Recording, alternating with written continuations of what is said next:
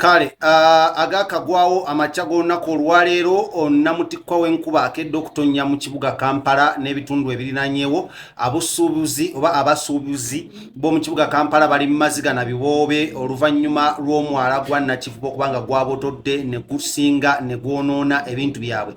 Abali mu zaakeedi zino wammanga banenya omukulu Ham Kiggundu olw'okuggalawo omwala guno n'ataguwa alternative route amazzi ogusobola okubanga gayita.